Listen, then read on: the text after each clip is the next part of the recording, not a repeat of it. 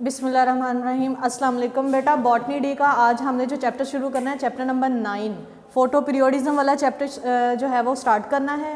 हर बार इसमें से एक लॉन्ग क्वेश्चन जो है वो मस्ट आता है। तकरीबन हाफ का चैप्टर आज हम जो है वो देख लेंगे, शॉर्ट चैप्टर ही है।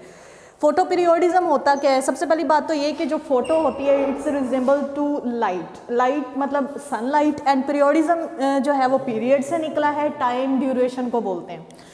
ये जो फोटो पीरियोडिज्म है, अब इसके अगर नाम से हम अंदाज़ा लगाएं तो उसका मतलब ये सनलाइट जो होती है उसका पीरियड यानी उसका ड्यूरेशन। प्लांट्स की ग्रोथ डेवलपमेंट के लिए जो है वो ज़्यादा इम्पोर्टेंट माना जाता है फोटो पीरियोडिज्म का। लेकिन मोस्ट क्रिटिकली अगर हम इसको देखें तो कहा जाता है कि जो प्लांट्स हैं, जो फ्लावरिंग प्लांट्स हैं, इसका मतलब सिर्फ एंजियोस्पर्म्स की बात होगी। एंजियोस्पर्म्स फ्लावर करते हैं, फ्लावर प्रोड्यूस करते हैं, बट अगर उनमें एक फैक्टर में कमी बेशी हो जाए तो उनके फ्लावरिंग वाले फिनोमिना पे इफेक्ट पड़ता है। वो है लाइट का ड्यूरेशन। हम लाइट के ड्यूरेशन को अब फोटो पीरियड कहेंगे, यानी कि फोटो पीरियड का जो ड्यूरेशन है, फोटो पीरियड जो है एक तरह से वो बताएगा कि इसमें फ्लावरिंग होगी कि नहीं। कहने से मुराद ये है कि अगर एक प्लांट पहले डेफिनेटली बेटा ग्रोथ करता है, जब वो एक ग्रोथ सेक्सुअल रिप्रोडक्टिव स्टेज तक पहुंच जाता है तो देन वो फ्लावरिंग जो है वो करता है। फ्लावरिंग करने के बाद जो है वो उसमें रिप्रोडक्शन वाला फिनोमिना शुरू होता है, लेकिन फ्लावरिंग का होना ज़रूरी है। अब इसकी ग्रोथ तो हो गई, अब वो फ्लावरिंग वाला फिनोमिना होगा कि नहीं होगा, मोस्टली सब प्लांट्स में होता है। लेकिन नेचुरली उन्होंने कहा है कि हम ये देखते हैं कि कुछ प्लांट्स जो हैं वो जियोग्राफिकली डिस्ट्रीब्यूट हैं। हम जो ठंडे इलाकों में पाए जाने प्लांट्स हैं यानी टेम्परेट प्लांट्स हैं, उनको ट्रॉपिकल वाले रीजन्स में ग्रो करवाना ज़रा हमारे लिए मुश्किल होता है। और जो ट्रॉपिकल वाले हैं इसी तरह ये टेम्परेट प्लांट्स में जो तरफ ग्रो नहीं करते, अगर टेम्परेट रीजन में ये ग्रो कर भी जाए बेटा तो सिर्फ वेजिटेटिव ग्रोथ शो करेंगे, फ्लावरिंग शो नहीं करेंगे। फ्लावरिंग नहीं होगी तो उनमें फ्रूट वगैरह की जो प्रोडक्शन है वो हमें नहीं मिलती। तो इसका जो है वो रीज़न क्या है? Mostly environmental condition. Environmental condition में सबसे बड़ी जो रीज़न आती है वो आता है फिर फोटो पीरियड का, कि जो फोटो पीरियड की लेंथ होती है वो मैटर करती है। आई मीन जो सूरज की लाइट है एक दिन में 24 आवर के हिसाब से हम बात करते हैं, एक दिन में एक प्लांट को कितने घंटे लाइट चाहिए कि वो फ्लावरिंग करेगा। तो यहाँ पे हमने सिर्फ एक फिनोमिना, प्लांट्स के अंदर और भी बहुत सारे फिनोमिनाज होते हैं, जैसे हमने सीड डोरमेंसी भी पढ़ा था जो उनके फिजियोलॉजिकल फिनोमिना है, लेकिन ये भी एक फिजियोलॉजिकल फिनोमिना है फ्लावरिंग। उनकी लाइफ में, एंजियोस्पर्म की लाइफ में एक फेज ज़रूर आती है जब वो फ्लावर करते हैं, ठीक है, फ्लावरिंग प्रोड्यूस करते हैं। तो ये जो फ्लावरिंग का फिनोमिना है, अगर हम इसको मद्देनज़र रख के देखें तो कहते हैं कि एक प्लांट उसको एक दिन में कितने घंटे लाइट चाहिए कि वो फ्लावरिंग करे, तो इसको कहेंगे ये जो लाइट का ड्यूरेशन है ये बेस्ट फोटो पीरियड है उस प्लांट के लिए ताकि वो फ्लावरिंग करे। तो अगर हम इस फोटो पीरियड को डिस्टर्ब कर दें, कम कर दें, ज़्यादा कर दें तो वो प्लांट फ्लावर नहीं करेगा, वो फ्लावर प्रोड्यूस नहीं करेगा। तो इस लिहाज से बहुत सारे जो साइंटिस्ट हैं उन्होंने एक्सपेरिमेंट करके ये प्रूव करने की कोशिश की कि जो लाइट का पीरियड होता है, लाइट का ड्यूरेशन होता है, वो मैटर करता है फिजियोलॉजिकल फिनोमिनाज ऑफ प्लांट। ये फॉर एग्जांपल फ्लावरिंग वगैरह पे इफेक्ट करता है। लाइट की इंटेंसिटी इतनी मैटर नहीं करती जितना उसका ड्यूरेशन मैटर करता है, ठीक है बेटा। तो पहले जो है वो ये समझा जाता था कि लाइट में अगर पौधा रखा हुआ है तो वो अगर वो वहाँ फ्लावरिंग कर रहा है और लाइट के बगैर वो फ्लावरिंग नहीं कर रहा तो इसकी रीज़न तो हमें पता चल रही है कि ड्यूरेशन ऑफ लाइट। लेकिन ड्यूरेशन ऑफ लाइट की वजह से ऐसी कौन सी चेंजेस उसमें आती हैं कि वो सिर्फ लाइट की मौजूदगी में फ्लावर करता है और लाइट की गैर मौजूदगी में वो फ्लावरिंग नहीं करता।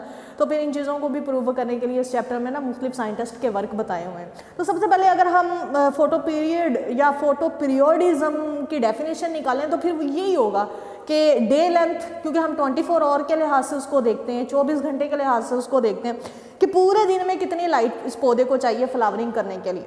तो फोटो पीरियड की डेफिनेशन फिर यही होगी कि day length of relative day length कह लें, क्योंकि हम ये कहते हैं इस पौधे को कितनी चाहिए, इस कैटेगरी के पौधे को कितनी चाहिए, इस कैटेगरी, तो हम उनको कंपेयर करते हैं। अगर एक फिनोमिना को अगर आप बेटा कंपेयर करके देखना है तो वो रिलेटिव हो जाता है। तो relative day length of light किसके लिए जी? फ्लावरिंग करने के लिए। इसको कहते हैं फोटो पीरियोडिज्म। पहली लाइन में उन्होंने लिखा है कि प्लांट्स लाइट को रिस्पॉन्स करेंगे और रिस्पॉन्स वो फ्लावरिंग की सूरत में करेंगे, यानी कि वो फ्लावर करेंगे या नहीं करेंगे। तो ये जो रिस्पॉन्स है रिलेटिव लेंथ ऑफ लाइट का प्लांट को, इसका कहते हैं कि जी फोटो पीरियोडिज्म। अब यहाँ बेटा जब साइंटिस्ट ने फोटो पीरियोडिज्म पे वर्क करना शुरू किया तो एक बात देखने को मिली कि जो लाइट का ड्यूरेशन है वो तो इम्पोर्टेंट है ही हर प्लांट के लिए, लेकिन ये भी देखा गया है कि जो डार्क का पीरियड होता है, यानी डार्क का जो टाइम होता है, डार्कनेस का जो टाइम होता है, वो भी मैटर करता है प्लांट की फ्लावरिंग के लिए। और बाद में ये देखा गया कि दरअसल एक्चुअल में ये जो हम कहते हैं कि इस प्लांट को ज़्यादा लाइट चाहिए फ्लावरिंग करने के लिए, तो इसका मतलब ये होता है एक्चुअल में इस प्लांट को कम डार्कनेस चाहिए फ्लावरिंग करने के लिए। तो डार्कनेस की ज़्यादा इंपॉर्टेंस बताई गई एज कंपेयर टू लाइट के। लेकिन बेटा बात तो सेम है, अगर एक प्लांट को डार्कनेस कम चाहिए इसका मतलब उसको लाइट पीरियड ज़्यादा चाहिए, अगर एक प्लांट को डार्कनेस ज़्यादा चाहिए इट मीन्स उसको लाइट पीरियड कम चाहिए। तो आप जो है वो किसी भी व्यू से इसको देख सकते हैं। तो यहाँ पे फिर आप डेफिनेशन में भी सिर्फ लाइट पीरियड को ही डिस्कस नहीं करेंगे, आप डार्क पीरियड को भी डिस्कस करेंगे। तो सबसे पहले हिस्टोरिकल बैकग्राउंड, कुछ प्लांट्स की एग्जांपल्स दी हुई हैं यहाँ पे, उन एग्जांपल्स को आपने पढ़ना है कि फलां प्लांट जो है वो फ्लावरिंग करता है, फोटोसिंथेसिस करता है, तो उसके जो है वो इस सारे फंक्शंस के लिए फोटो पीरियोडिज्म का बहुत रोल है। हिस्टोरिकली अगर हम देखें तो सबसे पहले जूलियन ने जो है वो एक्सपेरिमेंट किया था हेम्प के ऊपर, कैनाबिस सैटिवस हेम्प को बोलते हैं। ये जो ओपियम वगैरह होती है बेटा, ओफ्यूम वगैरह, ये जिस प्लांट से बनती है हेम्प उसे बोलते हैं। प्लांटेड अर्ली इन स्प्रिंग, कहते हैं जूलियन ने जो हेम्प का पौधा था इसको स्प्रिंग में प्लांट किया, ग्रो करवाया, और इस पौधे ने लेट समर यानी जब स्प्रिंग ख़त्म हो गई, समर जब गर्मियाँ स्टार्ट हुई तो तब इसने फ्लावरिंग शो की। तो इस पूरी जो है वो एक्सपेरिमेंट के दौरान उसने देखा कि जब फ्लावरिंग इसमें हुई, जब स्प्रिंग में इसको ग्रो करवाया तो फ्लावरिंग हुई। और आपको पता है जो स्प्रिंग होता है बाहर का मौसम होता है, उसमें प्लांट दिन के वक्त सूरज जो है वो ज़रा कम निकलता है तो शॉर्ट डे माना जाता है उसको। फ्लावरिंग हुई, लेकिन जब हमने इसको गर्मियों में या फिर स्प्रिंग के स्टार्ट में इसको जब हमने ग्रो करवाया तो इस प्लांट ने फ्लावरिंग नहीं की। यहाँ पे लिखा हुआ है प्लांट रिमेन वेजिटेटिव, उसका मतलब ये होता है बेटा प्लांट के बॉडी के दो हिस्से होते हैं जो वो मैच्योर होता है, एक होता है वेजिटेटिव पार्ट, एक होता है रिप्रोडक्टिव पार्ट। वेजिटेटिव पार्ट होता है फ्लावर को निकाल के प्लांट का हर हिस्सा, और रिप्रोडक्टिव पार्ट हम सिर्फ फ्लावर को बोलते हैं अगर एंजियोस्पर्म्स की बात की जाए, ठीक है बेटा। तो प्लांट रिप्रोडक्टिव ऑर्गन्स प्लांट ने नहीं बनाए, बल्कि प्लांट सिर्फ वेजिटेटिव ही रहा जब हमने उसको लेट समर में ग्रो करवाया। इसका मतलब क्या हुआ कि लेट समर में दिन ज़रा लंबा होता है, यानी कि सूरज ज़्यादा देर तक सनलाइट जो है वो उसका पीरियड ज़रा ज़्यादा होता है एज़ कम्पेयर टू स्प्रिंग। तो हो सकता है दिन छोटे बड़े या फिर ये लाइट का जो ड्यूरेशन है इसकी वजह से इस पे जो है वो पहले फ्लावरिंग हुई, बाद में ये वेजिटेटिव रहा। तो फिर इस साइंटिस्ट ने जो कंक्लूजन निकाला वो ये निकाला कि हेम्प इज़ यानी flowering in hemp is controlled by duration of light. Actual में ये इसलिए हुआ कि ड्यूरेशन ऑफ लाइट इन दोनों सीजन में डिफरेंट होती है। तो इस जूलियन ने हमें जो है वो थोड़ा सा टच दे दिया था ड्यूरेशन ऑफ लाइट का, लेकिन कंप्लीटली इसको एक्सप्लेन नहीं किया था। 6 घंटे चाहिए होते हैं हेम्प अगर फ्लावरिंग करे तो उसको कम से कम 6 घंटे की लाइट चाहिए, इट मीन्स 6 घंटे का फोटो पीरियड उसको चाहिए। तो स्प्रिंग में जो है वो 6 घंटे की लाइट होती है। 6 घंटे से अगर ज़्यादा हो जाए, बहुत ज़्यादा हो जाए जैसे लेट समर या समर में, तो हेम्प जो है, हेम्प का जो प्लांट है वो फ्लावरिंग नहीं करता, वो वेजिटेटिव ही रहता है। फिर बाद में एक जॉर्ज क्लेब आया, उसने जो एक्सपेरिमेंट किया वो हाउस लीक प्लांट के ऊपर किया। ज़्यादातर मोस्टली ये ऑर्नामेंटल प्लांट है, ऑर्नामेंटल मतलब ज़्यादातर सजावटी तौर पे इसको बेटा यूज़ किया जाता है। It is long day plant, LDP means long day plant. Long day plant क्या है, इसको भी हम डिटेल में डिस्कस करेंगे। लॉन्ग डे प्लांट सिंपल अगर मैं आपको यहाँ पे बताऊं बेटा, वो प्लांट है जिनको लाइट ज्यादा चाहिए होती है। लॉन्ग डे प्लांट, इनको डार्कनेस कम चाहिए होती है, लाइट ज्यादा चाहिए होती है। तो ये हाउस लीक प्लांट पे इसने एक्सपेरिमेंट किया, कहते हैं role of light in plant life. इसने कहा कि अगर ये लॉन्ग डे प्लांट है, हमने देखा है कि ये जो हाउस लीक प्लांट है, जब इसको ज़्यादा लाइट दी जाए ये फ्लावरिंग करता है, लेकिन जब उसको शॉर्ट डे प्लांट्स में, शॉर्ट डे में यानी कि कम लाइट वाले ड्यूरेशन के जो दिन होते हैं, यानी विंटर वगैरह, उस सीज़न में जब ग्रो करवाया जाए, या उस सीज़न में जब ये जो है वो रिप्रोडक्टिव वेजिटेटिव स्टेज तक पहुंच जाता है, लेकिन रिप्रोडक्टिव स्ट्रक्चर्स इसमें नहीं बनती, तो रीज़न ये है दरअसल लाइट इसके लिए इम्पोर्टेंट है। तो फिर इसने बताया था लाइट इसके लिए क्यों इम्पोर्टेंट है, ऐसी कौन सी चीज़ है कि लाइट की मौजूदगी में ये कोई चीज़ बनाता है जिससे फ्लावरिंग बन जाती है, कोई ऐसा सब्सटेंस, कोई ऐसा कंपाउंड। तो उन्होंने कहा दरअसल इसलिए कि लाइट जो होती है उसकी मौजूदगी में प्लांट फोटोसिंथेसिस करता है, और फोटोसिंथेसिस के जरिए बनते हैं कार्बोहाइड्रेट्स। कार्बोहाइड्रेट्स आपको पता है रेस्पिरेशन का एक प्रोसेस है, उसमें ब्रेक डाउन करते हैं और एटीपी निकलती है। एटीपी एनर्जी करेंसी है, डिफरेंट तरह के रिएक्शंस में हम उसको यूज करते हैं।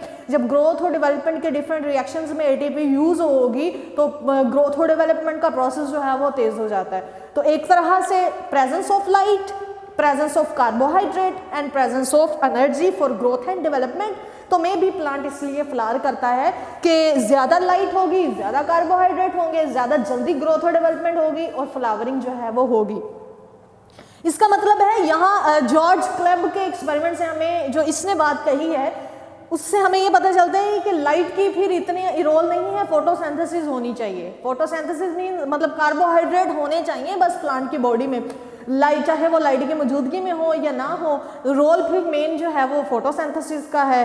तो फिर क्या हुआ, इसने क्या किया कि इसी प्लांट को ग्रो करवाया लॉन्ग डे प्लांट्स में, लेकिन लॉन्ग डे प्लांट्स को दिन तो लंबे दिए, लाइट भी दी, लेकिन वो लाइट दी लो इंटेंसिटी वाली लाइट। लो इंटेंसिटी वाली लाइट ऐसी लाइट जिसमें फोटोसिंथेसिस तो होती है, ठीक है बेटा, उसी रेट से होती है, क्योंकि फोटोसिंथेसिस के लिए लाइट की इंटेंसिटी इतनी मैटर नहीं करती। अगर इसने कहा था कि फोटोसिंथेसिस का होना ज़रूरी है क्योंकि लाइट की मौजूदगी में फोटोसिंथेसिस होती है और फोटोसिंथेसिस की वजह से ही फ्लावरिंग होती है, क्योंकि उसके नतीजे में जो है वो कार्बोहाइड्रेट्स बनते हैं और एनर्जी वगैरह मिलती रहती है प्लांट को। तो इसने क्या किया कि इसने ना प्लांट को लॉन्ग डे दिए लेकिन लाइट की इंटेंसिटी कम कर दी, लो इंटेंसिटी। अब इस केस में फोटोसिंथेसिस तो हो रही थी, कार्बोहाइड्रेट्स भी बन रहे थे, तो नॉर्मली होना तो ये चाहिए था इसके पॉइंट ऑफ व्यू के मुताबिक कि प्लांट फ्लावरिंग करता, लेकिन प्लांट ने फ्लावरिंग नहीं की। इसका मतलब क्या हुआ कि इस वक्त लो इंटेंसिटी पे फोटोसिंथेसिस भी हो रही है, कार्बोहाइड्रेट्स भी मौजूद हैं, लेकिन फ्लावर ने जो है वो प्लांट ने फ्लावरिंग नहीं की। तो इसका मतलब ये फोटोसिंथेसिस का कोई रोल नहीं है। दरअसल लाइट की मौजूदगी में अगर कोई प्लांट फ्लावर कर रहा है तो इसकी कोई और रीज़न है। तो फिर अगर इसने कोई फ्लावरिंग शो नहीं की तो photosynthesis did not play important role in flowering. तो फिर जॉर्ज का ये वाला पॉइंट ऑफ व्यू कि लॉन्ग डे प्लांट है हाउस लीक और लाइट मैटर करती है, ड्यूरेशन इसका मैटर करता है, लेकिन इसका ये कहना कि फोटोसिंथेसिस की वजह से मैटर करता है तो वो गलत साबित हो गया। फिर गार्नर और अलार्ड आए। याद रखें बेटा, ये वो साइंटिस्ट हैं जिन्होंने फिर डिटेल्ड डिस्क्रिप्शन दी फोटोसिंथेसिस पे कि ऐसा क्यों होता है, और डिटेल्ड इन्होंने जो है वो एक्सपेरिमेंट किए थे। गार्नर और अलार्ड दोनों को वर्कर्स थे और इन्होंने दो हाइपोथेसिस दिए थे। दो डिफरेंट कैटेगरी के प्लांट्स इन्होंने लिए, एक शॉर्ट डे प्लांट था, एक लॉन्ग डे प्लांट था।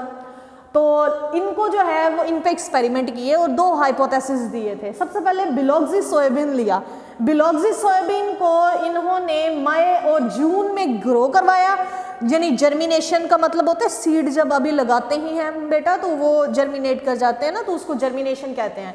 तो मई और जून में जर्मिनेशन करवाई और बिलॉक्सी सोयाबीन ने सितंबर में जाके फ्लावरिंग की। और आपको पता है मई जून में जो है वो दिन बड़े होते हैं, ज़रा लाइट का ड्यूरेशन ज़्यादा होता है बेटा, और सितंबर में आके जो है वो कम होना शुरू हो जाता है, विंटर होती है। There are variations of 59 days for flowering but there was difference of 11 days for flowering in these plants. उन्होंने कहा कि अगर हम देखें मई या जून से लेके सितंबर तक तकरीबन जो है वो जो दिनों में फ़र्क आया है कि जर्मिनेशन से लेके फ्लावरिंग तक कितने दिन लगे जी, 59 days ऑलमोस्ट इनको लगे पूरी ग्रोथ करने के लिए, ये बात उन्होंने की है। लेकिन वेजिटेटिव प्लांट जब बना तब से लेके फ्लावरिंग तक इसको 11 दिन लगे। बात समझ आई बेटा कि प्लांट ग्रो करवाया मई और जून में, फॉर एग्जांपल जून से लेके सितंबर तक तकरीबन 2 मंथ इन्होंने काउंट किए। कहते हैं कि 2 मंथ लगे प्लांट को सेक्सुअली मैच्योर होने के लिए। लेकिन जब प्लांट सेक्सुअली मैच्योर हो गया तो फ्लावर बनने से फ्लावर मैच्योर होने तक का जो टाइम था वो 11 दिन का था। तो वो जो 11 दिन थे वो सितंबर वालों मंथ में, यानी लास्ट सितंबर में जब इन्होंने फ्लावरिंग की तो जो लास्ट 11 days हुए वो हुए। तो इस लिहाज से उन्होंने कहा so there is seasonal timing mechanism. दरअसल ये टाइमिंग जो है ये सीजनल थी, ये सीजनल टाइमिंग मैकेनिज्म है इसका। इसका मतलब क्या कि जब लॉन्ग डे थे तब उसने सिर्फ वेजिटेटिव ग्रोथ की, और जब शॉर्ट डे आना शुरू हुए तो 11 दिनों के अंदर अंदर उसने फ्लावरिंग की। मीन्स ये फिर जो है वो हमारे पास शॉर्ट डे प्लांट हुआ।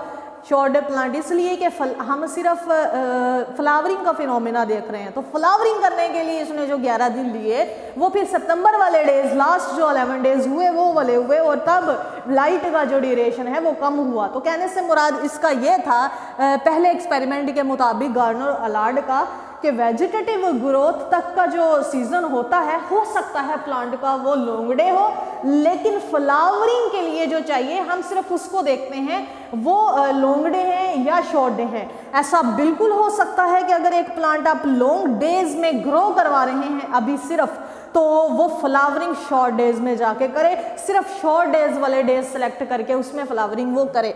बहुत ही इंपॉर्टेंट और बहुत ही इंटरेस्टिंग चैप्टर है बेटा ये। इसमें सिर्फ कॉन्सेप्ट है, इसमें रट्टा कहीं पे भी नहीं है। आप समझ के करेंगे इसको, देन आप अपनी वर्डिंग में भी इसको लिखेंगे ना तो वो ठीक होगा।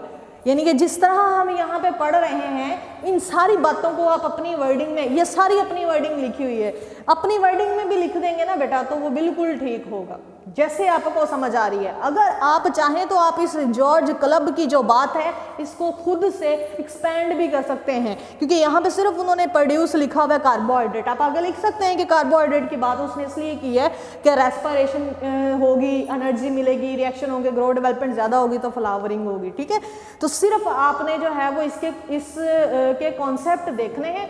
इस चैप्टर को बच्चा जो है वो खुद ही प्रिपेयर करता है अपने कॉन्सेप्ट से। बाद में ना निकोटियाना तंबाकू के प्लांट को बोलते हैं, इस पे एक्सपेरिमेंट किया इन्होंने। तो इसको फेब में लगाया, और आपको पता है फेब में विंटर तकरीबन एंड हो रही होती हैं, शॉर्ट डे एंड हो रहे होते हैं। विंटर में इन्होंने ना सीड बेड्स में लगाया था। सीड बेड्स होते हैं लैब के अंदर जो छोटे छोटे किनारियाँ बनी होती हैं, पहले वहाँ पे सीड्स को ग्रो करवाया जाता है, क्योंकि ये सीड जो हैं वो डायरेक्ट फील्ड में ग्रो करने के कैपेबल नहीं होते। तो फिर हम वहाँ से उठा के इनकी छोटी छोटी सीडलिंग्स बेटा फील्ड्स में लेके जाते हैं बाद में। तो उन्होंने कहा कि ये निकोटियाना तंबाकू में इन्होंने फेब में जर्मिनेट करवाया और ट्रांसप्लांट करवाया फील्ड्स में तकरीबन अप्रैल और मई में इन्होंने इसको ये फील्ड में लेके गए। डे लेंथ उस वक्त तकरीबन अप्रैल और मई में 14 घंटे की थी, यानी 24 घंटे में 14 घंटे लाइट पड़ती थी उन दिनों में, क्योंकि अप्रैल और मई में आपको पता है लॉन्ग डेज होते हैं। प्लांट ने फ्लावरिंग की, तो प्लांट्स ने क्या किया, फ्लावरिंग की। लेकिन इन सारे तंबाकू के प्लांट्स में से एक प्लांट ऐसा था जिसने फ्लावरिंग नहीं की, और उसकी जो बॉडी थी वो बाकी प्लांट्स की निस्बत बहुत ज़्यादा बड़ी थी, यानी कि वो अलग ही नज़र आ रहा था सारे तंबाकू के प्लांट्स में, और उसमें फ्लावर भी नहीं लगे। तो वो बड़ा एक अजीब सा केस था उनके लिए। उन्होंने उस तंबाकू के प्लांट को मैरीलैंड मैमथ का नाम दिया। उन्होंने कहा, फिर उस मैरीलैंड मैमथ को म्यूटेंट जो प्लांट था बेटा, म्यूटेंट भी बोला इन्होंने, मैरीलैंड मैमथ, उस पे फिर एक्सपेरिमेंट किया कि आया इसने फ्लावरिंग क्यों नहीं की। उन्होंने कहा it did not flower when it transfer to, लेकिन जब ग्रीन हाउस में हम लेके गए इसको, ग्रीन हाउस आपको पता है एक अलग ही ग्लास शीशे का घर होता है, उसमें बेटा डिफरेंट तरह की गैसेस का जो वॉल्यूम होता है उसको हाई रखा जाता है, उसका टेम्परेचर ज़्यादा होता है। तो ऐसे प्लांट्स जो नेचुरल कंडीशन में किसी भी वजह से ग्रो नहीं कर पाते उनको फिर ग्रीन हाउस में रखा जाता है, वहाँ वो ग्रोथ और फ्लावरिंग वगैरह करते हैं। तो ये जो मैरीलैंड मैमथ था, जब इसको हम ग्रीन हाउस में लेके गए तो कहते हैं उसमें फ्लावरिंग हुई। Next they grow plant in summer, यहाँ पे फरवरी में उन्होंने जो है वो ग्रो करवाया था, यानी जब समर का स्टार्ट होने वाला था या फिर यूँ कह लें विंटर एंड हुई, बाद में उन्होंने इन्हीं प्लांट्स को समर में ग्रो करवाया और expose to day length equal to short day, और उस वक्त थे तो लॉन्ग डेज क्योंकि समर था, लेकिन लाइट का ड्यूरेशन कंट्रोल करके उस लाइट के ड्यूरेशन को लेके आए शॉर्ट डे पे, शॉर्ट डेज पे, यानी exposed to day length equal, day length जो है वो शॉर्ट डे की।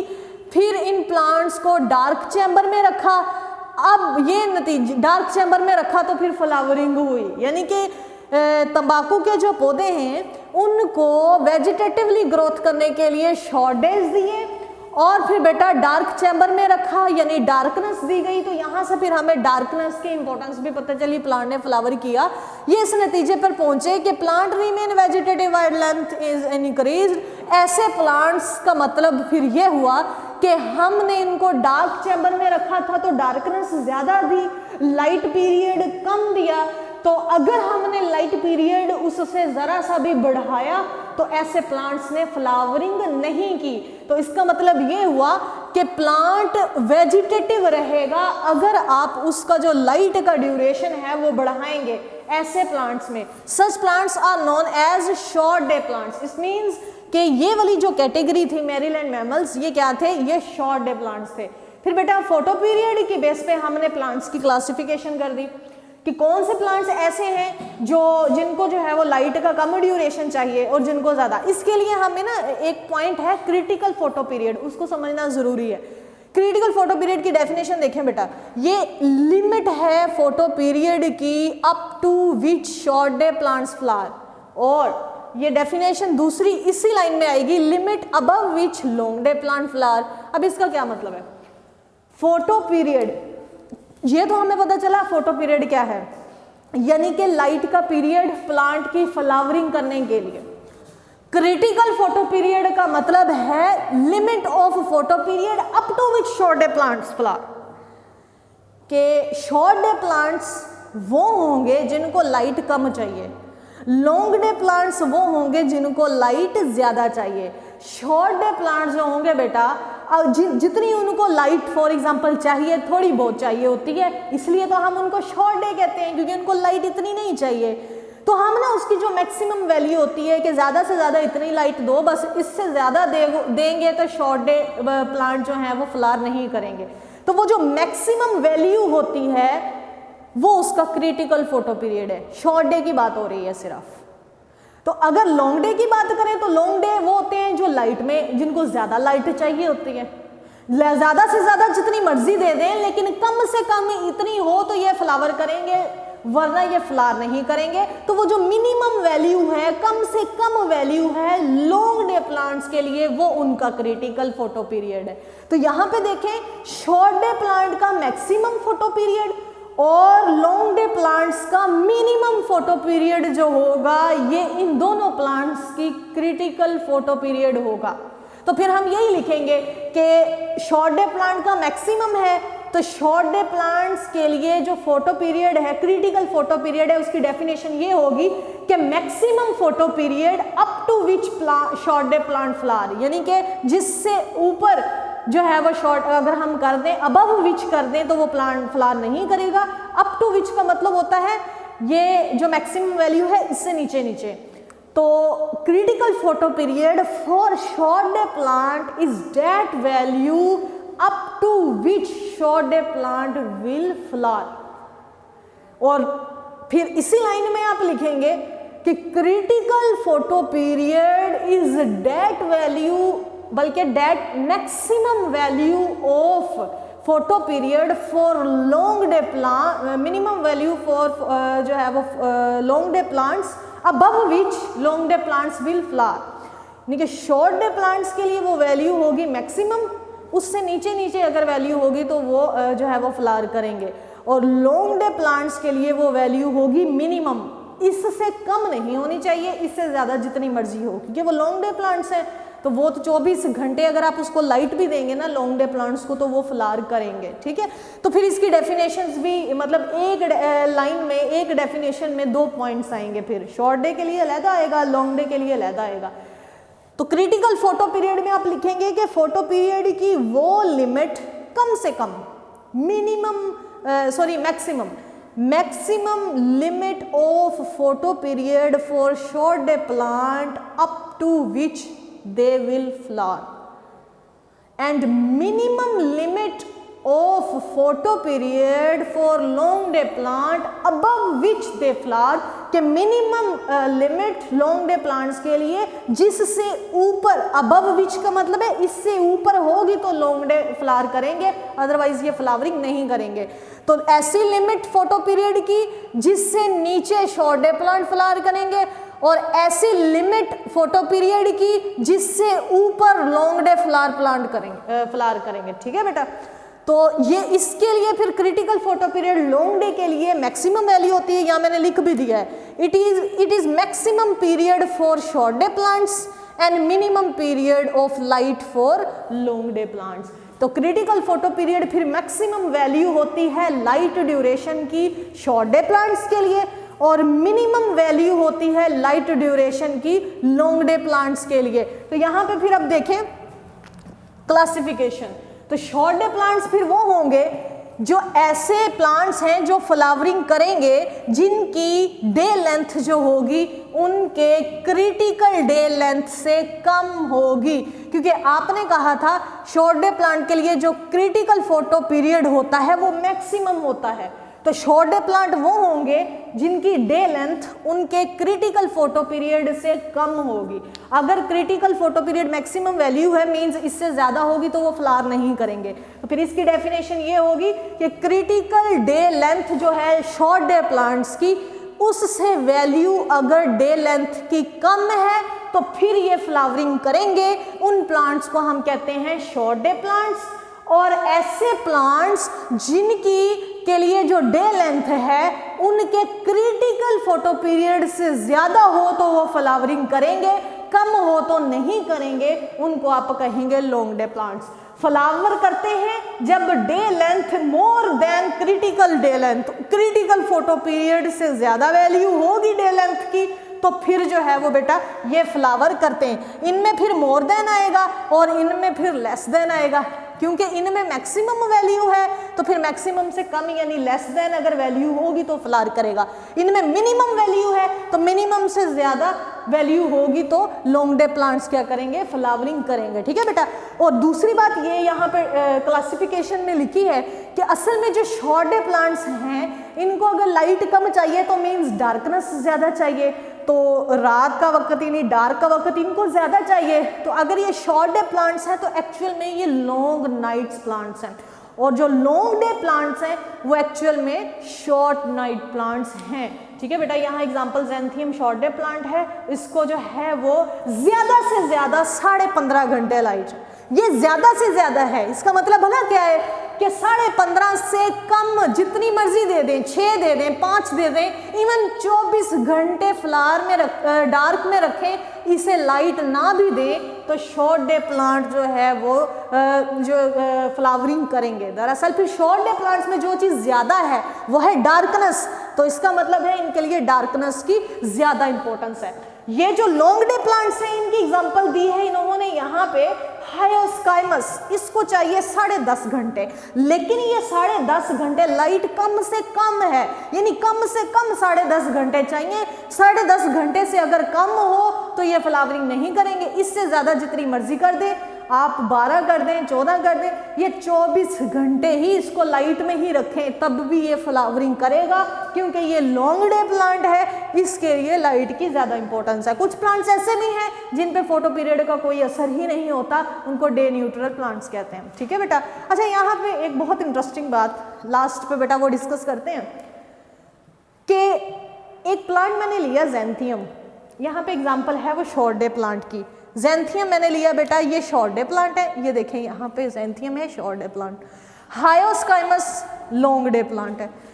अब इसको शॉर्ट डेज चाहिए, इसको लॉन्ग डे चाहिए, लेकिन मैंने इनको इकट्ठा ही ग्रो करवाया है, एक ही तरह की लाइट दी है, एक ही ड्यूरेशन की लाइट दी है, तो अब क्या होगा, दोनों ने फ्लावरिंग की है, तो ये मतलब इस तरह कैसे हुआ? हालांकि दोनों को की जो क्रिटिकल डे लेंथ है वो तो डिफरेंट है, तो different day critical day length रखने वाले और डिफरेंट कैटेगरी के जो पौधे हैं, ये शॉर्ट डे है, ये लॉन्ग डे है, तो मैंने एक ही पीरियड में, फोटो पीरियड में इनको कैसे ग्रो करवाया और फ्लावरिंग इन्होंने कैसे की। प्लांट शॉर्ट डे हो या लॉन्ग डे हो, इन दोनों का जो पीरियड, फोटो पीरियड आप उससे दे रहे हैं वो सेम हो सकता है। वो कैसे कि अगर मैंने 12 घंटे की लाइट दोनों को दी है फ्लावरिंग के लिए, तो दोनों ने फ्लावरिंग क्यों की? क्योंकि ज़ैंथियम की ज़्यादा से ज़्यादा वैल्यू 15.5 थी, 15.5 घंटे, इससे कम देनी थी तो 12 घंटे दी, वो इससे कम ही होती है। और हायोस्काइमस की कम से कम 10.5 थी, मैंने 12 दी, इट मीन्स वो उससे ज़्यादा थी, क्योंकि हमें हायोस्काइमस के केस में क्रिटिकल लेंथ से ज़्यादा लाइट चाहिए थी, तो ये 10.5 अगर इसकी क्रिटिकल है तो 12 10 से ज़्यादा है, तो इसकी भी जो है वो डेफिनेशन पे ये 12 और की लाइट पूरी उतर रही थी, इस पे भी, तो दोनों एक ही डे लेंथ पे, शॉर्ट डे और लॉन्ग डे दोनों ने फ्लावरिंग की। तो ये बहुत इंटरेस्टिंग पॉइंट है कि शॉर्ट डे प्लांट हो या लॉन्ग डे प्लांट हो, आप उनको एक ही डे लेंथ पे ग्रो करवा सकते हैं। ये डिपेंड करता है कि दोनों का critical day length, critical photo period क्या है। Every plant of different species have their own critical day length. Critical day length की वैल्यू उसकी अपनी होती है, लेकिन जो आप उसे डे लेंथ दे रहे हैं वो उसकी क्रिटिकल डे लेंथ से कंपेयर करके आप दोनों कैटेगरीज के प्लांट्स को एक ही वैल्यू जो होती है लाइट पीरियड की उस पर ग्रो करवा सकते हैं। इससे जो नेक्स्ट होगा बेटा चैप्टर जो हमारा रह गया उसको इंशाल्लाह से अगले लेक्चर में डिस्कस करेंगे।